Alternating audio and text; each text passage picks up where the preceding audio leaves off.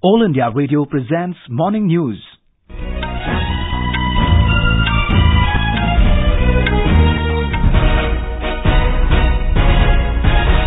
Good morning, I'm Abhishek Kumar. The headlines. 6 people killed, 31 injured after a foot-over bridge collapses near Chhatrapati Shivaji Maharaj Terminus in Mumbai. High-level inquiry ordered. Election Commission announces by-elections to 3 assembly constituencies in Gujarat.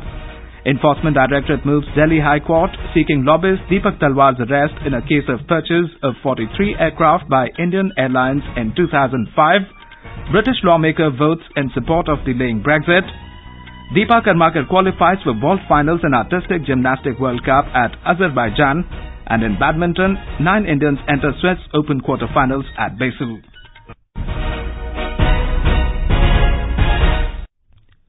At least 6 people were killed and 31 injured after a portion of a foot-over bridge near Chhatrapati Shivaji Maharaj Terminus in Mumbai collapsed last evening. The incident occurred around 7:30 p.m. A team of the National Disaster Response Force was pressed into service to carry out rescue operations. The injured have been admitted to nearby hospitals. Our correspondent reports that the Maharashtra government has ordered a high-level probe into the accident. Mumbai police said that a case has been registered against officials of Central Railway and the BMC. Maharashtra Chief Minister Devendra Fadnavis said that officials found responsible for the incident will be booked.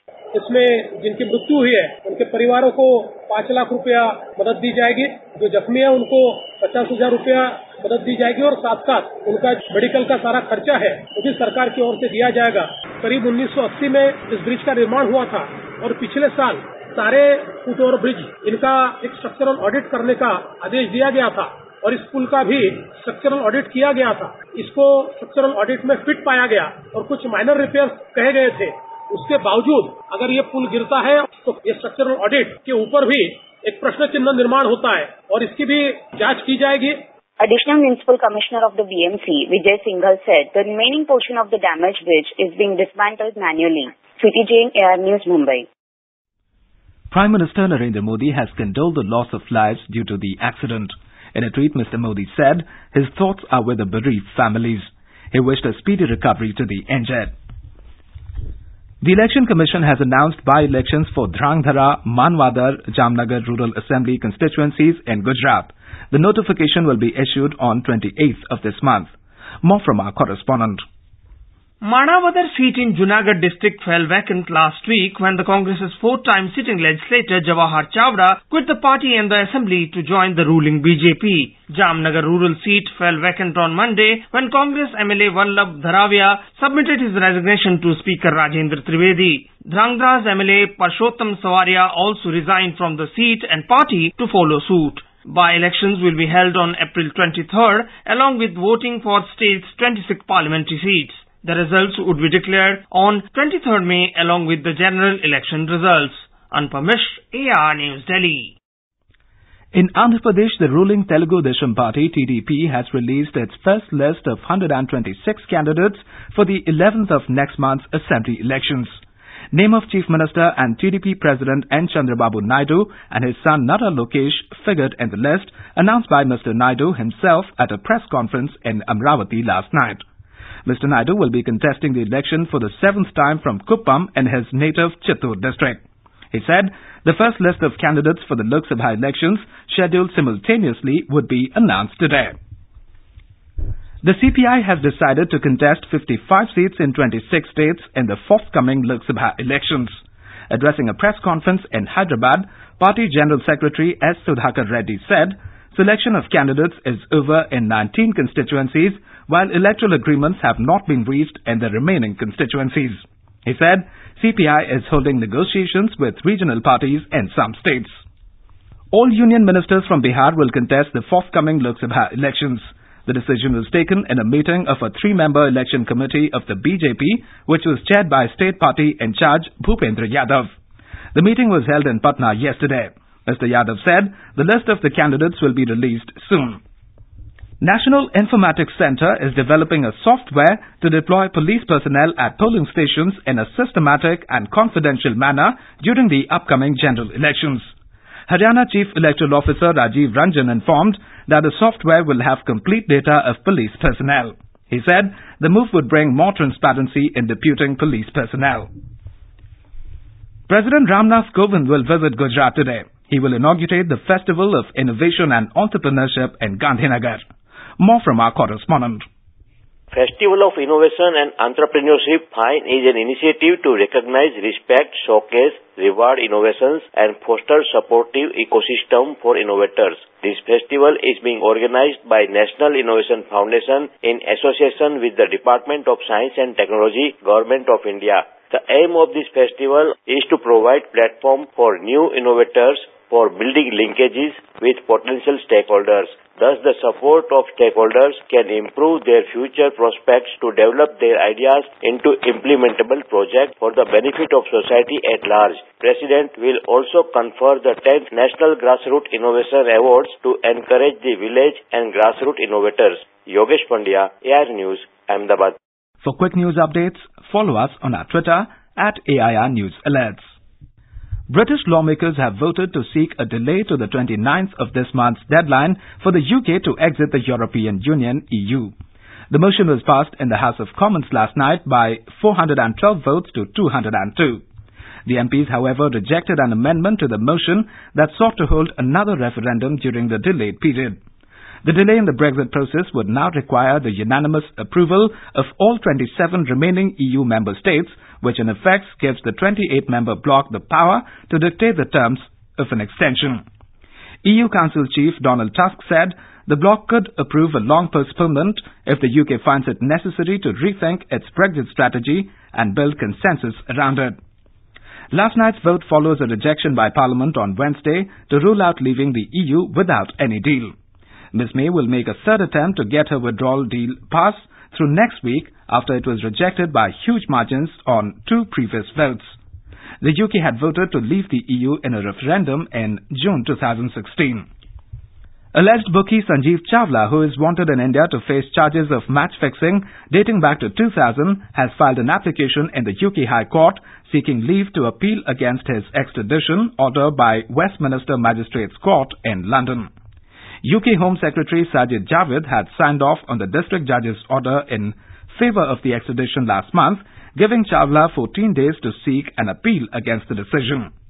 His application for leave to appeal will be assessed by a High Court judge and set for a hearing if it is accepted. Chawla is a key accused in cricket match-fixing scandal involving former South African captain Hansie Cronje in 2000. In New Zealand, armed police swarmed central Christchurch today amid a shooting incident at a mosque. According to a local media report, there are multiple casualties at the Al-Nur Mosque and that another had been evacuated. Police said the shooter is still active. All schools in Christchurch have been placed on lockdown and people have been advised to stay indoors. The visiting Bangladesh cricket team escaped unscathed in the attack. Bangladesh Cricket Board spokesman Jalal Yunus said most of the players were bussed to the mosque and were about to go inside when the incident happened. The National Investigation Agency NIA has issued a fresh summon to Hurriyat leader Mirwaiz Umar Farooq for questioning in Delhi on Monday next week in connection with the Jammu and Kashmir terror funding case. Mirwaiz had been summoned by the NIA on the 11th of this month, but he did not appear fearing for his security. The Enforcement Directorate ED has moved to Delhi court seeking orders to arrest lobbyist Deepak Talwar in a fresh case related to the purchase of 43 aircraft by erstwhile Indian Airlines from France's Airbus Industries in 2005. The agency moved the plea before Special Judge Santosh Snehi Man yesterday. Special public prosecutors told the court that Talwar's custody was required to unearth the entire criminal conspiracy related to the money laundering in relation to the purchase. The court will hear the matter today. Talwar is currently in judicial custody in a separate case related to negotiations to favour foreign private airlines, causing the loss to national carrier Air India. The ED is also probing various other cases related to money laundering against Talwar, who was deported from UAE in January this year. The centre has told the Supreme Court that its decision to issue electoral bonds aims at ensuring enhanced accountability and pushing electoral reforms to defeat the menace of black money. In an affidavit filed in a writ petition of CPIM and its General Secretary Sitaram Yechury, the centre said The electoral bonds were introduced in January last year to promote transparency in funding and donation received by political parties. It said these can be encashed by an eligible political party only through their authorized bank accounts. The Supreme Court is scheduled to hear today the petitions filed by RJD President Lalu Prasad Yadav seeking bail in 3 cases related to the multi-crore photo scam. A bench headed by Chief Justice Ranjan Gogoi will hear Yadav's petition challenging the January 10th verdict of the Jharkhand High Court, which rejected bail to him in these cases. Yadav is lodged in Birsa Munda Central Jail in Ranchi. In the High Court, the RJD chief had cited old age and poor health for grant of bail. The Supreme Court has appointed Senior Advocate P.S. Narasimha as mediator for resolving various disputes related to cricket administration in BCCI. He is assisting the Apex Court as amicus curiae in the BCCI matter. Narasimha told the court yesterday that former Apex Court judge, Justice retired D.K. Jain, has assumed charge as the ombudsman of BCCI. And now news from the world of sports. India's Dipa Karmakar has made it to the world finals after finishing third in the qualifying round of the Artistic Gymnastics World Cup at Baku in Azerbaijan. 25-year-old, who had finished fourth in the event at the 2016 Rio Olympics, performed the higher difficulty hand front 540 vault yesterday for the first time in the competition. The finals will be held tomorrow. Deepa will take part in the balanced beam event today. On to badminton. 9 Indian shuttlers, including Shubhankar Dey, B. Sai Praneeth and Riya Mukherjee, have stormed into the quarterfinals of the Swiss Open at Basel. In the men's singles pre-quarterfinals, while Shubhankar stunned Indonesia's 5th seed Jonathan Christie, Praneeth defeated compatriot Samir Verma. In women's singles, Riya made it to the last 8 after her opponent Canada's Michelle Lee retired hurt. 3 pair in doubles categories also progressed. Meanwhile, another Indian shuttler, Lakshya Sen, has entered the quarterfinals of China Masters at Lingshui. And Special Olympics World Games 2019 began in Abu Dhabi last evening with a glittering opening ceremony. Ankush Watt, Sports Desk. And now for an overview of today's newspapers, it's over to Sarabjit Kaur. Thank you, Abhishek. China misusing its veto power at the UNSC and the Supreme Court's observation in the Rafale deal case are the stories that top the headline space this morning. UNSC may be forced to take other action, China warned, reads the Asian Age headline with a superscription, anger as Masood global terrorist listing blocked 4th time. Rafale plea, SC to first settle row over documents, reports the Hindustan Times, while the Hindu writes, RTI trumps Official Secrets Act, says SC. The Indian Express carries a grim picture of the bridge collapse in Mumbai with the headline, One More Mumbai Civic Tragedy, 6 Killed in Bridge Collapse at CST.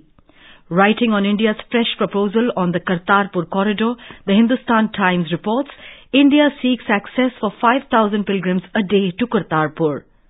New Nexus, Pak picks J&K for big drug push, reports the Mail today about the sudden spike in smuggling of heroin into India through J&K. And finally, are you a smartphone zombie who walks the street inattentively? Well, a Times of India headline reads, Zombie lights to keep mobile-obsessed workers safe, which reports of Tel Aviv's new initiative of installing special LED sidewalk lights to alert the distracted pedestrians. And with that, it's back to you, Abhishek. Thank you, Sarabjit. And now before we end the bulletin, the headlines once again. 6 people killed, 31 injured after a foot-over bridge collapses near Chhatrapati Shivaji Maharaj Terminus in Mumbai. High-level inquiry ordered. Election Commission announces by-elections to 3 assembly constituencies in Gujarat. Enforcement Directorate moves Delhi court seeking lobbyist Deepak Talwar's arrest in a case of purchase of 43 aircraft by Indian Airlines in 2005. British lawmakers vote in support of delaying Brexit. Dipa Karmakar qualifies for vault finals in Artistic Gymnastics World Cup at Azerbaijan. And in badminton, 9 Indians enter Swiss Open quarterfinals at Basel. For details of these stories and more, log on to our website www.newsonair.nic.in. With that, we end the morning news. Have a nice day.